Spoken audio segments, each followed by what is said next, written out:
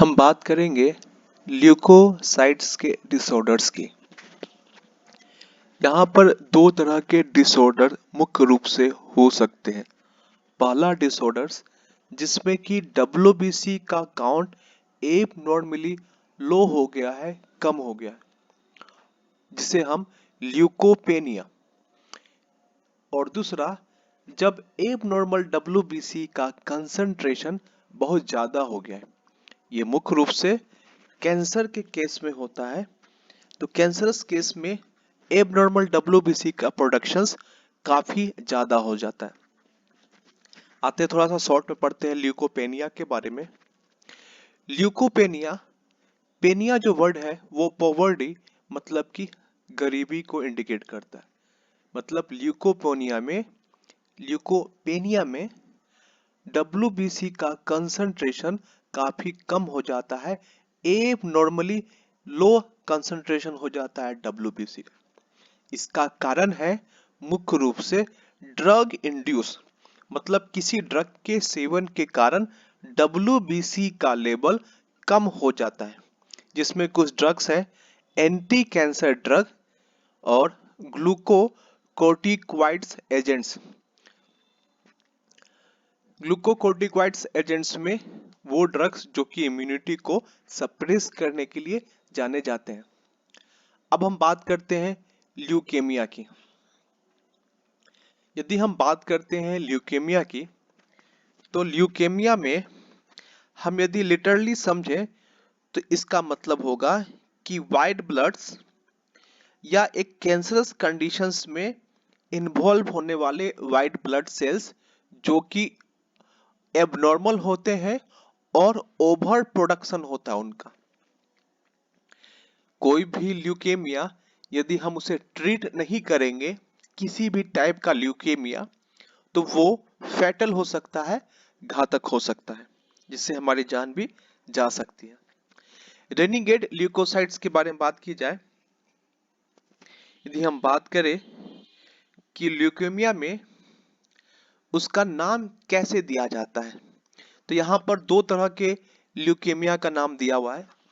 पहला मेलोसाइटिक ल्यूकेमिया, जिसमें मुख्य रूप से मेलोब्लास्ट के डिसेंडेंट्स, मतलब मेलोब्लास्ट के जो नीचे के सेल्स हैं वो इन्वॉल्व होते हैं। और लिम्फोसाइटिक ल्यूकेमिया, जिसमें कि मुख्य रूप से लिम्फोसाइट्स इन्वॉल्व होता है। तो यहाँ नाम दिया गया है एबनॉर्मल डब्ल्यूबीसी क्लोन जो इन्वॉल्व होता है किसी टाइप में। जैसे मेलोसाइटिक ल्यूकेमिया में मेलोब्लास्ट डिसेंडेंट्स इन्वॉल्व है और ल्यूकोसाइटिक ल्यूकेमिया में लिम्फोसाइट्स। यदि हम बात करें सिंगल क्लोन की, तो ये अनस्पेशलाइज है और ये इतना प्रोलिफरेट करता है, आउट ऑफ कंट्रोल, इंपेयरिंग करता है पूरा रेड बोन मेरो को, उसके फंक्शंस को पूरा का पूरा एबनॉर्मली कर देगा।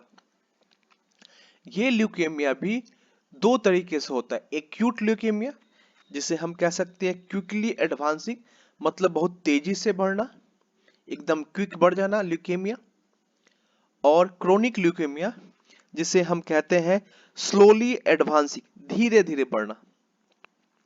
एक्यूट ल्यूकेमिया में हम बात करते हैं एक्यूट ल्यूकेमिया क्विकली एडवांसिंग, ये मुख्य रूप से ब्लास्ट टाइप के सेल्स में, जैसे कि लिम्फोब्लास्ट, उसी तरह के सेल्स से डिराइव होता है। और लिम्फोब्लास्ट जो है एक कमिटेड सेल है।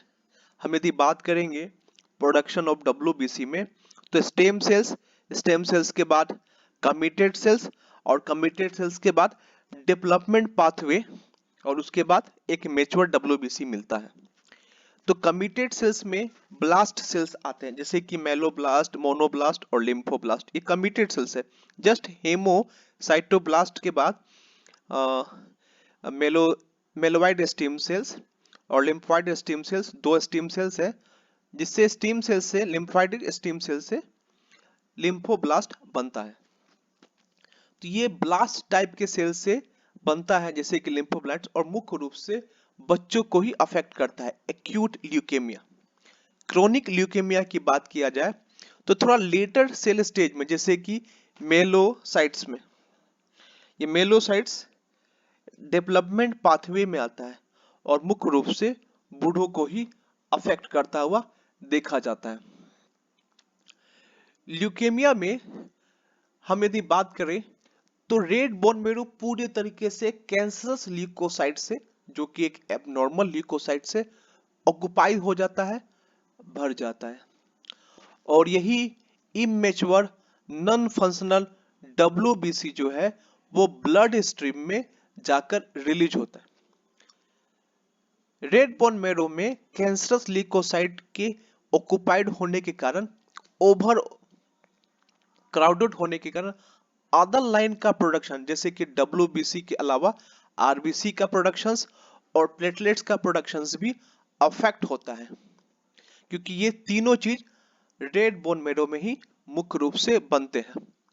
तो चूंकि कैंसरस ल्यूकोसाइट का ओवर प्रोडक्शन हो रहा है और वो रेड बोन मेरो को ही में ही ऑक्युपाइड हो रहे हैं, और ज्यादा जगह ना होने के कारण वो इंटरफेरेंस करते हैं दूसरे के भी प्रोडक्शन को, जिसमें आरबीसी का प्रोडक्शन इंटरफेरेंस होगा तो सीवर अनेमिया, और प्लेटलेट्स का यदि इंटरफेरेंस होगा तो ब्लीडिंग्स होगा। इसमें कुछ सिम्टम्स भी दिखेंगे आपको, जैसे फीवर जिसमें बुखार का आना, वेट लॉस वजन की कमी, और बोन पेन जैसे फंक्शनल्स भी दिखेंगे। इसमें जो नॉन फंक्शनल डब्ल्यूबीसी जो ब्लड में रिलीज होते हैं वो डिफेंस नहीं कर सकते किसी इन्फेक्शन से, और इंटरनल हेमोरेज भी स्टार्टिंग हो सकता है। तो अब बात होती है कि ल्यूकेमिया का ट्रीटमेंट कैसे किया जाए। ल्यूकेमिया के ट्रीटमेंट के लिए हम लोग मुख्य रूप से एंटी ल्यूकेमिक ड्रग्स का इस्तेमाल करते हैं, और इसके साथ साथ इरेडिएशंस भी देते हैं, ताकि रैपिडली डिवाइडिंग सेल्स जो हैं वो सक्सेसफुली जो है डिस्ट्रॉय हो सके, जो कि एबनॉर्मल डब्ल्यूबीसी है। और इसके सिम्टम्स जो हैं वो मंथ या ईयर तक खत्म हो सकते हैं। दूसरा उपाय है कि बोन मेरो का ट्रांसप्लांटेशन या अम्बिलिकल कॉर्ड का या स्टीम सेल्स सेलेक्टेड पेशेंट से ही ट्रांसप्लांटेशन किया जाता है। जब कंपैटिबल डोनर्स मिल जाए, उसी डोनर्स के साथ हम लोग बोन मेरो अम्बिलिकल कॉर्ड का ट्रांसप्लांटेशन करते हैं। बात होती है इसमें दूसरे नंबर में इन्फेक्टियस मोनोन्यूक्लियोसिस। ये भी एक तरह का ल्यूकोसाइट्स डिसऑर्डर है, जिसमें कि अटिपिकल अग्रेनुलोसाइट्स का नंबर ज्यादा हो जाता है। इसमें भी डब्ल्यूबीसी बढ़ता है, और मुख्य रूप से अग्रेनुलोसाइट्स का, जो कि अटिपिकल, जो टिपिकल ग्रेनुलोसाइट्स नहीं, अटिपिकल, जिसका स्ट्रक्चर थोड़ा सा डिफरेंस होता है, काफी ज्यादा नंबर हो जाता है। तो इन्फेक्टियस मोनोन्यूक्लियोसिस का कारण होता है इप्स्टेन बार वायरस। ये एक वायरल डिजीज है, कंटेजियस वायरस डिजीज है, वायरस के कारण होता है। और इसके कुछ सिम्टम्स, कुछ लक्षण बताए गए हैं। टायर्ड, एकी, दर्द होना, थोड़ा थकान होना, क्रॉनिक सोर थ्रोट, थ्रोट में थोड़ा सा सोर जैसा फील होगा, और लो ग्रेड का फीवर भी महसूस हो सकता है। हालांकि इन्फेक्टियस मोनोन्यूक्लियोसिस का कोई भी ट्रीटमेंट नहीं है, लेकिन पेशेंट को यदि कुछ समय के लिए रेस्ट कहा जाए तो कुछ हफ्ते में ही वो बिल्कुल चंगा हो जाता है, ठीक हो जाता है। आगे पढ़ेंगे हम लोग प्लेटलेट्स, लेकिन उसके पहले थोड़ा सा विश्राम।